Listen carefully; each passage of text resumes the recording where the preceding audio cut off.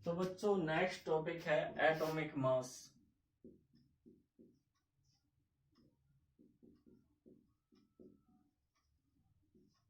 और हम इसे कह सकें रिलेटिव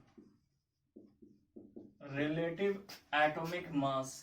हम इसे रिलेटिव एटॉमिक मास क्यों कह रहे, अभी हम इसके बारे में आपको डिटेल से बताऊंगे। देखो, हमने आपको पढ़ाया कि डाल्टन ने क्या कहा था। ये कहा था कि जो एटम है वो किसी भी मैटर की स्मॉलेस्ट यूनिट है, सबसे छोटा पार्ट है एटम। तो इतना जो छोटा पार्ट है जो दिखाई ना दे, तो उसका मास आप कैलकुलेट कैसे कर सकें। उसका मास कैलकुलेट करना काफी क्या होगा, डिफिकल्ट होगा।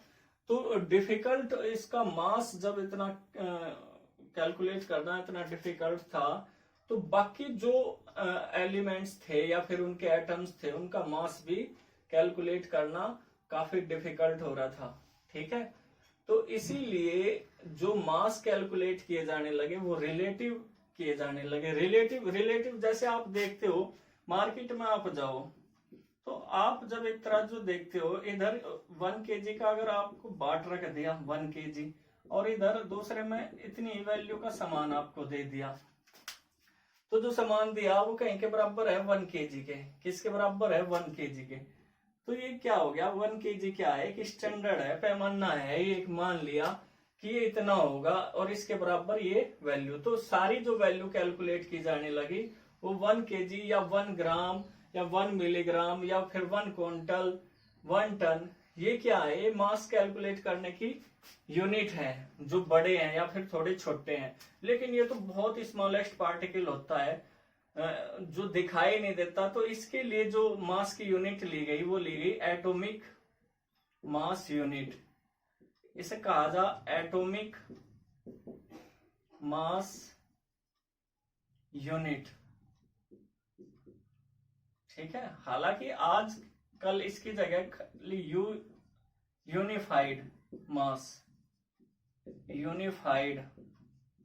मास लिखा जाने लगा।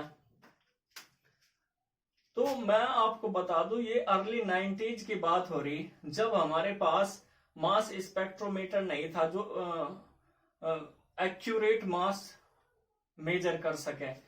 तो जब हमारे पास अब की तरह एक्यूरेट कोई पैमाने नहीं थे मेजरमेंट के लिए, तो बड़ी दिक्कत थी उस टाइम। तो सबसे पहले क्या लिया गया, हाइड्रोजन लिया गया। और हाइड्रोजन का जो मास था वो था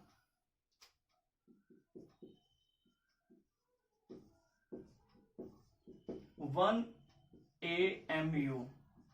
और फिर डिसाइड किया गया कि अब हम है ना हाइड्रोजन के रिलेटिव ही सबके मास कैलकुलेट करेंगे।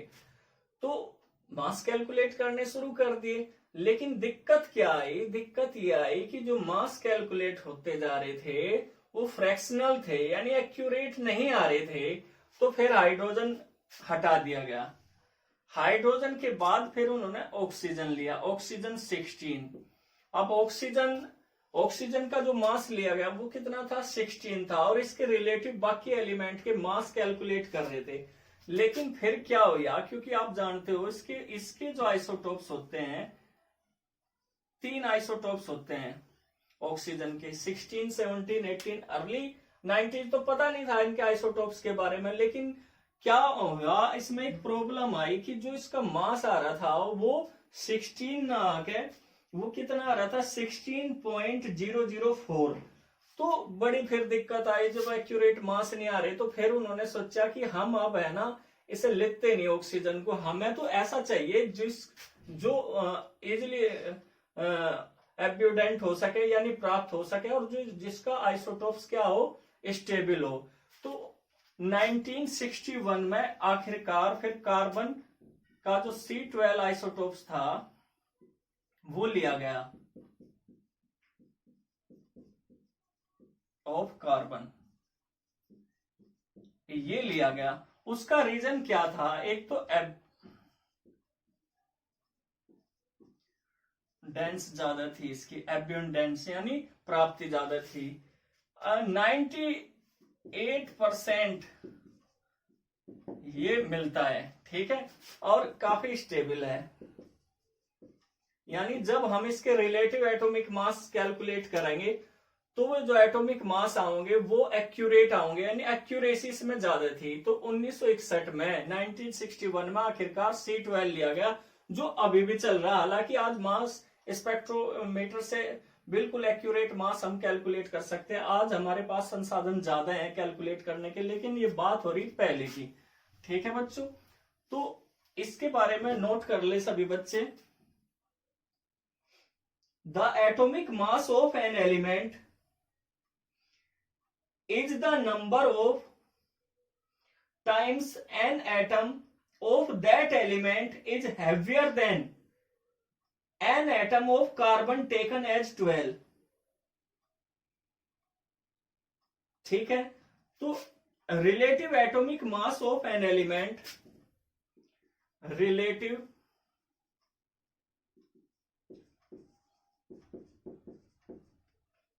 एटॉमिक मास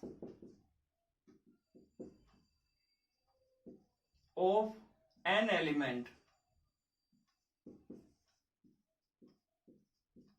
कि इनके इक्वल होगा बच्चों, बताओ। Mass of one atom, mass of one atom of an element, सभी को दिख रहा होगा, अपॉन 12 इंटू ये क्या था, sorry 1/12 into mass of one atom of C12।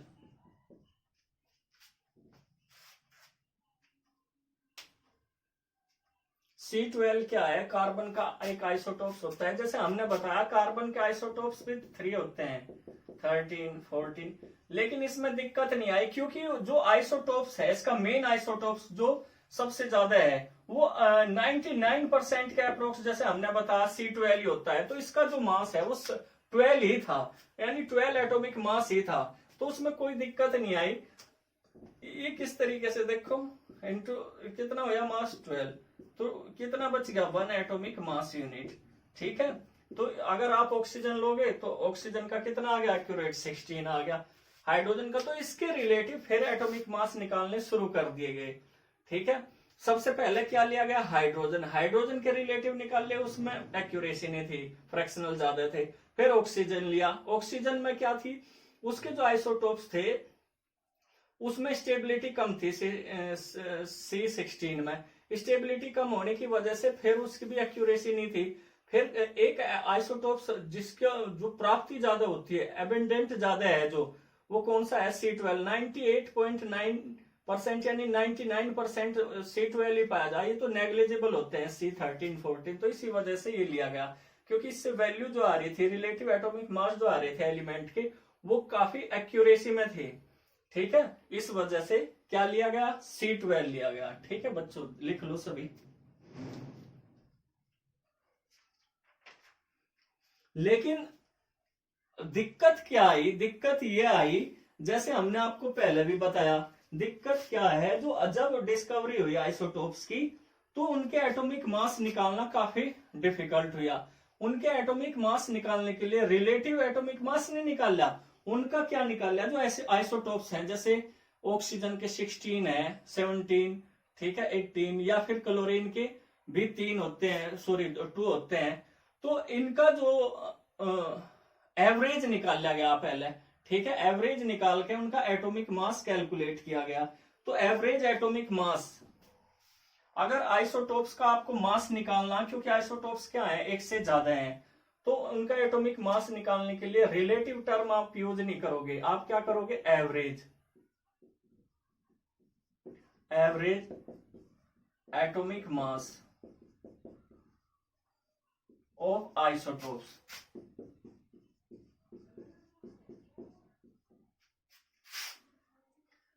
ठीक है, जैसे क्लोरीन ही है 35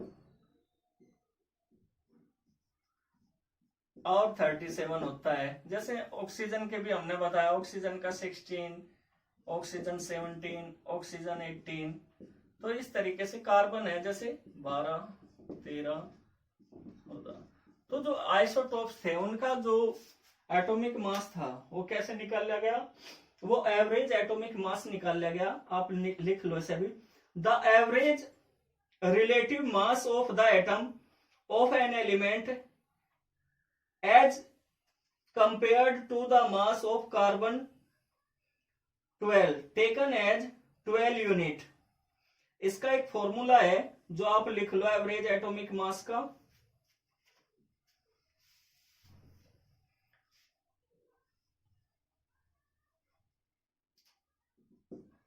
A गुणा M प्लस B गुणा N upon M plus N। अब आप सोच रहे होंगे ए बी और एम एन क्या है, तो ए क्या है, ए लिख लो, A and B, B the atomic masses of isotopes. Isotopes यहाँ 2 है, अगर 3 होंगे तो आप सी भी यूज कर सको। Of an element M end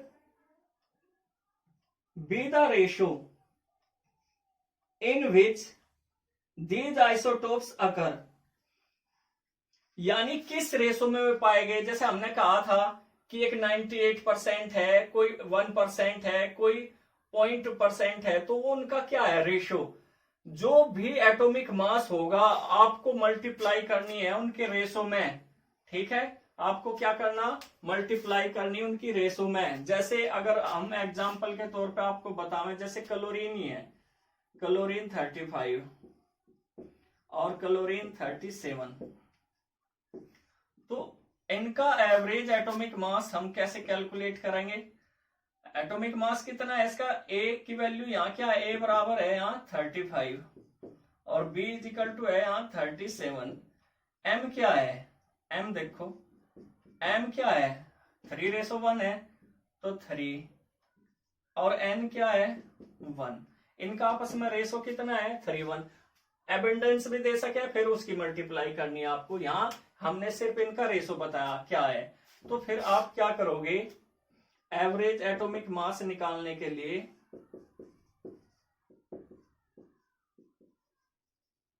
of chlorine, इसका आइसोटोप्स 2 है तो हमें तो इसका क्या चाहिए, एटॉमिक मास चाहिए। तो क्या करेंगे हम 35 इंटू 3 प्लस फिर क्या है 37 into 1 upon 3 plus 1 is equal to, जो इसका मास आओगा 35.5 होगा, ठीक है, यूनिट। आजकल पता है हमने यूनिफाइड मास इस्तेमाल किया जाने लगा स्केल, तो ये सभी बच्चे नोट कर लें। इस तरीके से आप एवरेज एटॉमिक मास कैलकुलेट कर सकते हो किसी का भी। या तो उनकी अबेंडेंस देगा कितने % है, या फिर उनका रेशो क्या है, आप उसकी मल्टीप्लाई करोगे उसी एवरेज से, ठीक है। 37 के साथ इसका रेशो कितना है 3 है, और 35 के साथ इसका रेशो क्या है 1, ठीक है। फिर आप उसको उसके सम से डिवाइड कर दोगे और इस प्रकार से क्या आ जाएगा, एटॉमिक मास आ जाएगा। तो जो क्लोरीन है, क्लोरीन का 35.5 आप लिखा देखते होंगे एटॉमिक मास, असल में ये एवरेज रिलेटिव एटॉमिक मास है, क्योंकि इसके आइसोटोप्स क्या है मोर देन 1 है। तो जिसका कार्बन का आप देखते हो कितना 12, क्योंकि मोस्टली उसका हमने बताया 12 ही होता है। 99% जो उसका मास पाया जाता है वो कितना होता है 99% C12 होता है, ठीक है बच्चों। तो ये हमने आपको एटॉमिक मास पढ़ा है, एवरेज एटॉमिक मास, और फिर नेक्स्ट टॉपिक पढ़ाऊंगा। तो बच्चों अब ग्राम एटॉमिक मास, ग्राम एटॉमिक मास। अब आप सोच रहे होंगे ये क्या है, अरे भाई अगर एटॉमिक मास यूनिट को ग्राम में रिप्रेजेंट किया जाए तो उसे ग्राम एटॉमिक मास कहा जा, ठीक है। एटॉमिक मास यूनिट की जगह हमने खाली जैसे यूनिफाइड मास कहा था, ऐसे अगर एटॉमिक मास जो होगा किसी भी एलिमेंट का, एटम का, तो हम उसे अगर ग्राम में रिप्रेजेंट करें तो उसे क्या कहा जा, ग्राम एटॉमिक मास। तो लिख लो, the atomic mass of an element expressed in grams is called gram atomic mass. जैसे हमने अभी आपको बताया ऑक्सीजन ले लो, कार्बन ले लो, हाइड्रोजन कुछ ही ले लो। जैसे ऑक्सीजन ही है, ऑक्सीजन का जो atomic mass 16 atomic mass unit, या फिर हम कह सकें इसे 16 यूनिट। और अगर हम इसे ग्राम में रिप्रेजेंट करें तो ये क्या कहलाओगा, 16 ग्राम। अगर एटॉमिक मास यूनिट को हम कहीं में लिखें ग्राम में, तो कोई भी एलिमेंट है, जैसे हाइड्रोजन, ऑक्सीजन, कोई सा भी एलिमेंट है, अगर हम उसके मास को ग्राम में रिप्रेजेंट करें तो उसे क्या कहा जाए, ग्राम एटॉमिक मास। ठीक है, एटॉमिक मास यूनिट की जगह क्या लगानी, यूनिट ग्राम। ठीक है बच्चों, तो ये सभी बच्चे नोट कर लें इस चीज को। अब नेक्स्ट है मोलिकुलर मास, जो आपने पहले भी पढ़ी ये चीजें, ये सारी चीजें आप 9th में पढ़ चुके बच्चों।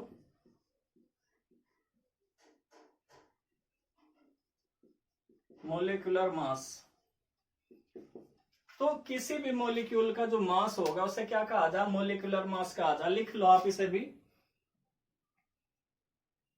The molecular mass of a substance, substance का मतलब उसमें एलिमेंट या फिर कंपाउंड कोई भी हो सकता है, is the number of times the molecule of the substance is heavier than 1/12 of the mass of an atom of carbon 12 isotopes. ठीक है, तो मोलिकुलर मास क्या होगा, किसी भी एलिमेंट या फिर जो हमने बताया कंपाउंड, वो कितने टाइम्स हैवियर है कहीं से, C12 से। ठीक है, तो वही क्या कहलाओगा, उसका मोलिकुलर मास कहलाओगा। जैसे मोलिकुलर मास अगर किसी मोलिक्यूल का आपको पता करना हो, जैसे CH4 ही है कार्बन, तो इसमें जितने भी एटम होंगे उनका आपको मास क्या करना, ऐड करना। जैसे कार्बन का 12 आ गया भाई, 12 भी आपने कैसे निकाल लिया, रिलेटिव है सारे एटॉमिक मास। ठीक है, आपने वहां से कैलकुलेट करा, हाइड्रोजन का कितना है 1 ही लिख ले। और इसमें कितने की मल्टीप्लाई करेंगे, 4। एक हाइड्रोजन का अगर 1 है तो 4 का कितना होगा, मल्टीप्लाई कर देंगे तो कितना आ जाएगा, 12 + 4 = 16। किसी का भी आप NH3 देख लो, एक मॉलिक्यूल है या फिर कंपाउंड आप इसे कह सकें। नाइट्रोजन का कितना होता है 14, एक हाइड्रोजन का 1 × 3, तो कितना आ गया 14 + 3 = 17। तो आप किसी का भी क्या, C6H12O6, आप ग्लूकोज का देख लो भाई, एक कार्बन का कितना है 12, तो 6 का कितना होगा मल्टीप्लाई, एक हाइड्रोजन का 1 है तो 12 का कितना होगा मल्टीप्लाई, ऑक्सीजन का 1 का 16 है तो 6 का कितना होगा उसकी मल्टीप्लाई, 72 + 12 96। आप ऐड कर दो, 6 और 4 10। ठीक है, तो कितना हो गया 10 17 180 आ गया। ठीक है बच्चों, यूनिट एटॉमिक मास यूनिट आप इसे लिख सकते हो। तो कितना आ गया मोलिकुलर मास इसका, 180 आ गया। ठीक है बच्चों, कितना आया 1 एटॉमिक मास यूनिट। जैसे हमने बताया आप इसे यूनिट भी लिख सकते हो, 180 यूनिट आ गया। आजकल यही चल रही यूनिट, खाली AMU की जगह, तो सभी बच्चे नोट कर लें। अब नेक्स्ट जो है वो है ग्राम मोलिकुलर मास। अब अगर हम इसे भी ग्राम में, जो इसका मास है, जैसे ग्लूकोज का ही मास है, अगर हम उसे कहीं में लिख दें ग्राम में, यूनिट की जगह लिख दे तो वो ग्राम हो जाएगा, ग्राम मोलिकुलर मास। फिर भी लिख लो, डेफिनेशन लिख लो, the molecular mass of a substance expressed in grams is called 8 gram molecular mass. ठीक है, जैसे अभी अभी हमने कैलकुलेट करे, अगर आप किसी का भी लिखना चाहो, लेकिन बात यह है कि मॉलिक्यूल का लिखना, मॉलिक्यूल या कंपाउंड होना चाहिए।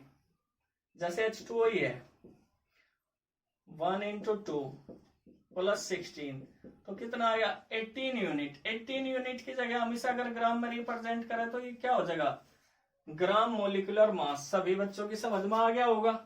अब लिख ले, नोट कर ले। नेक्स्ट है टॉपिक फॉर्मूला मास।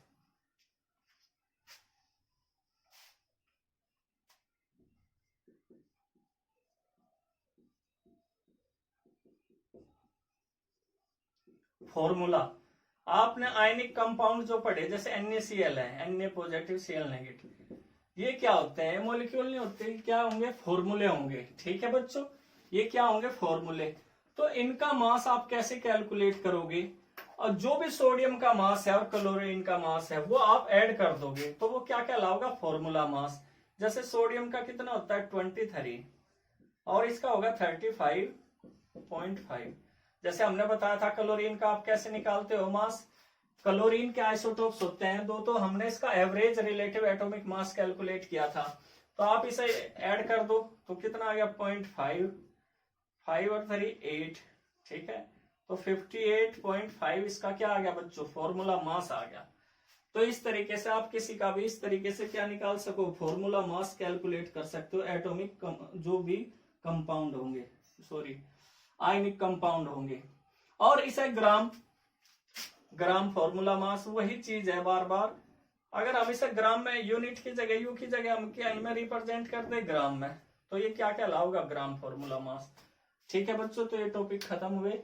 अब आपका जो नेक्स्ट टॉपिक है वो मोल कंसेप्ट है, ठीक है।